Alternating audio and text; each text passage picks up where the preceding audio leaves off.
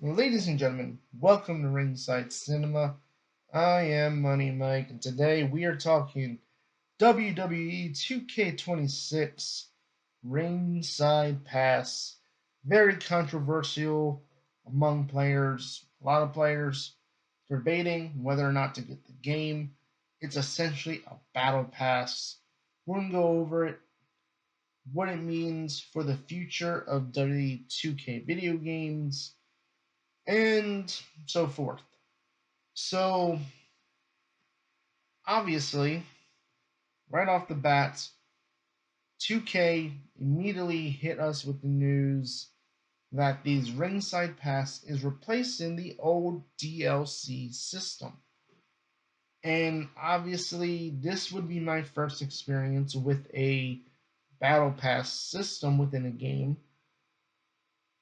So, I don't really have much experience to go off of other than what I am reading online of how this has been done in other games.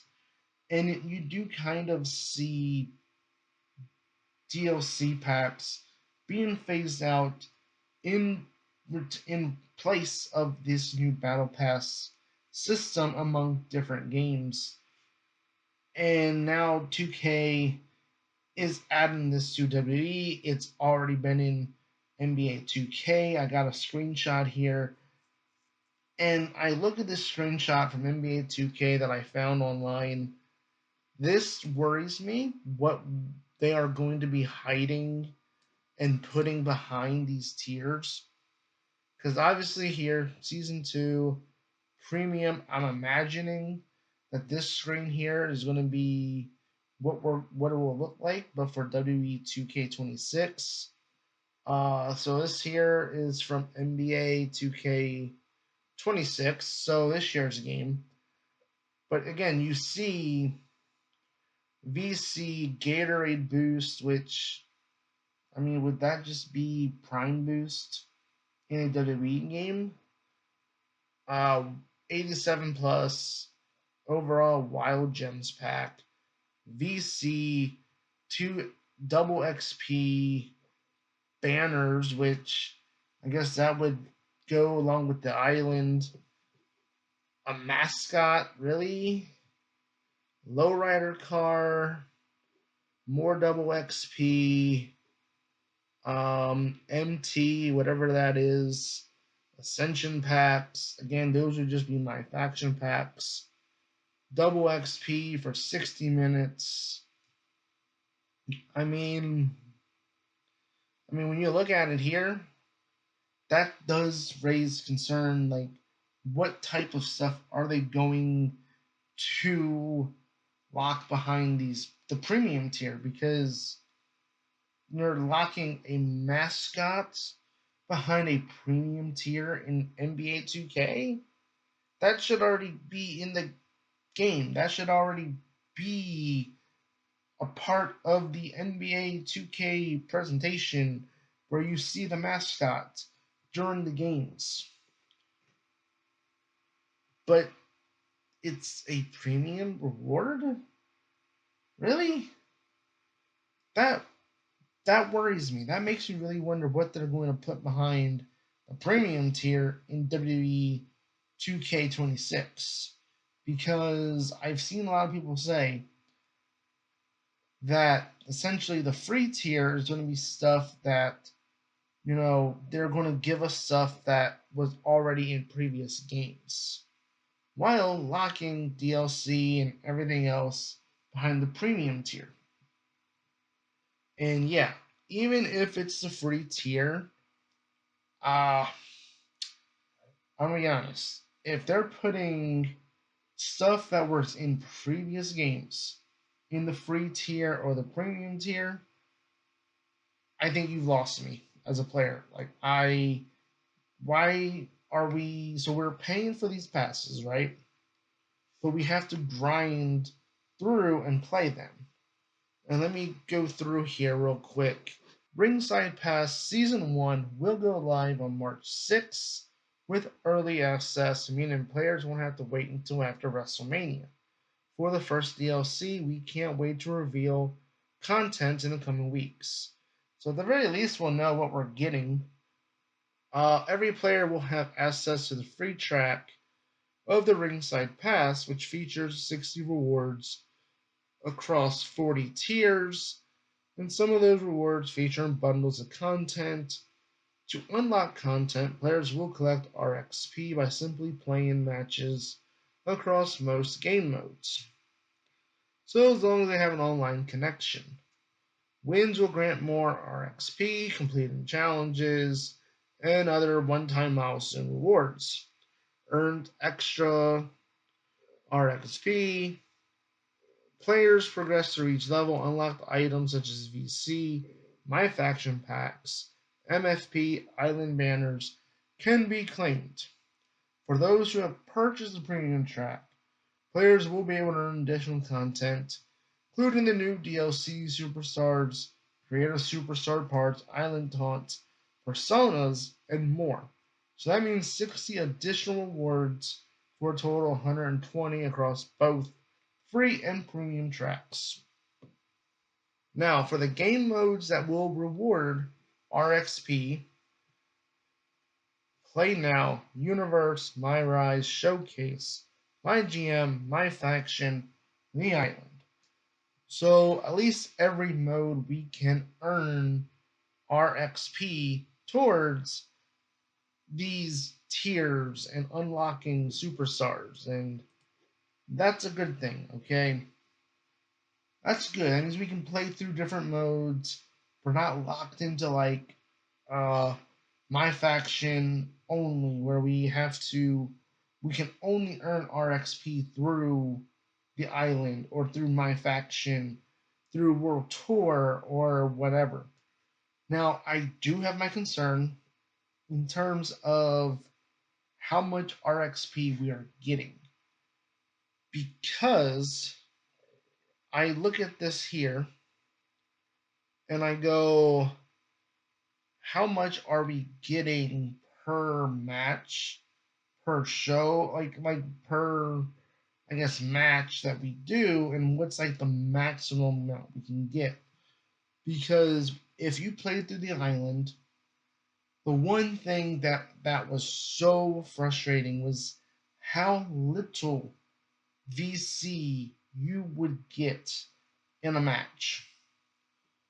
And essentially, they gave you so little to the point where they basically forced you to pay to essentially upgrade your character, get more VC, to, and whatnot.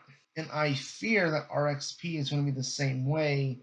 Where I did read in NBA 2K, there is a way to, like, if you can pay to skip a tier, and I do wonder if 2K is banking on players who just spend their money to skip tiers in order to just try to get through it as fast as they can, right? That I do wonder if that is the case, because 2K knows, I think a lot of people aren't going to be happy about having to grind through the game.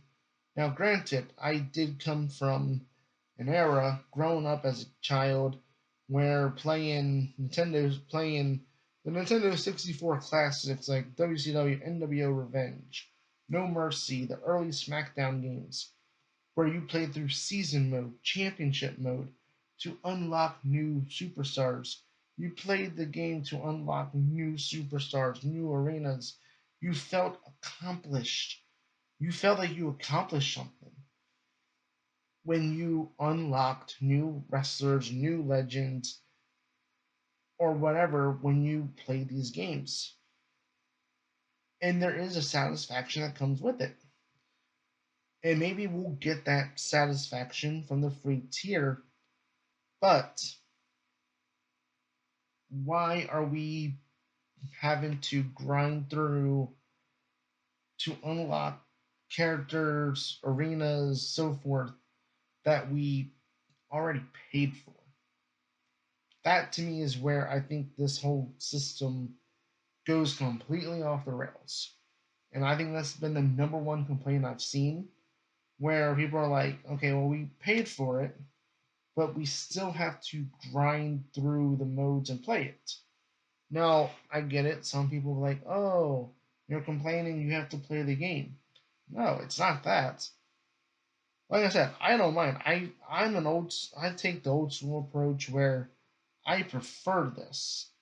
Where if I can play through Showcase, My Rise, whatever, or if W2K brought back Towers mode, right? From 2K19, remember that? Towers mode, where you had different towers. Like, see, I think that's kind of what they should have done with Ringside Pass here in this tier system, was having us go through these different towers to unlock the DLC. You know, I think that would have been cool. I think that would have been a good way to bring back the towers mode from 2K19, where each season pass comes with a tower that represents the theme of the DLC pack. I think that would have been fine. I think that would have been amazing. Going through each tower, and then each season there's a new tower for you to go through and you get to the top. That sounds kind of fun. You know, if you when you look at the screenshot here, I found in 2K19, you had the $1 million tower, which was I think the thing for like AJ Styles, the $1 million contest. Legends had their own tower. I think WCW had their own tower. It's been a while since I played 2K19, but yeah, if you would have had, I think they would have found a way to have towers, and you had the battle pass system here, or the ringside pass system. I think they could have found a good compromise with this system, but I don't think that's the idea. Because I want to close on this. I think this could be 2K's way of testing out WWE 2K becoming a live service. Now, hear me out. We live in an era where sports games are released every year. The year 2026, honestly, by this point, we should not be having yearly sports titles. You know, no more yearly Maddens, no more yearly NBA 2Ks. Everything should be on a biannual basis for the games, right? Every 2 or 3 years, a new game is made. But in between those 2 or 3 years, between the games, we get battle passes, roster updates to keep the game fresh. And I wonder if 2K doing this system here or introducing this new system, they they can look at their sales for the game, see how many people are buying the ringside passes, and go to WWE and go, you know what? Look at how many people are buying these updates that we're giving them throughout the year. You know, we don't need to make an annual a game every year because we're making X amount of money with these updates. And this could be the start of 2K trying to make WWE a live service game going forward. Maybe take a couple years because obviously 2K would want to have enough data to take back to WWE to go, hey, 2K26 we sold X amount of ringside passes, 2K27 we sold X amount of ringside passes, and so forth. So maybe 2K30 or something, we may be looking at a live service. But again, that is kind of what I'm getting at here with these ringside passes, is that this could be the start of WWE 2K going away from yearly releases to simply live service updates for 1, 2 years, 3 years, or whatever. But yeah, let me know in the comments below. Does the Ringside Pass teeter your expectations for 2K26? Does it make you not want to play the game, buy the game? Are you going to stick with 2K25? Let me know in the comments below.